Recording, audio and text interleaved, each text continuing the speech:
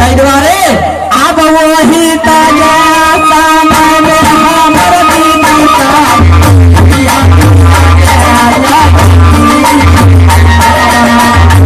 वही ताजा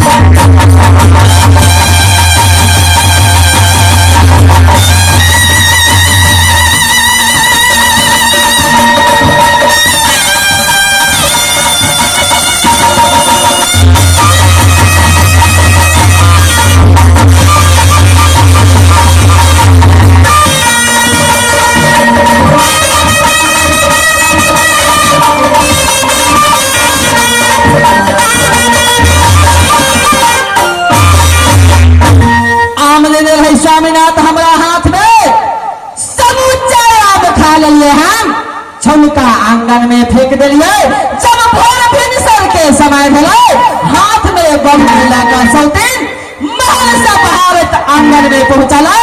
अंगना में देखल गई छौका फेंकर तलाश के सौतीन अंगना में गिरले। मन में सोचल गई सौतीन हे ईश्वर परमात्मा आम के छौका जयाम में प्रभाव छलैया कि आम खेला सा बेटा ने तो बेटी आवाज पैदा है। ओई समय में सौतीन ईश्वर परमात्मा दीनानाथ के साक्षी रह का उछल का चबाल का जखन के छल का चबल के सौतीन के रह गए यार। जब किछ दिन भेले स्वामीनाथ पहुंचले हमरा महल में।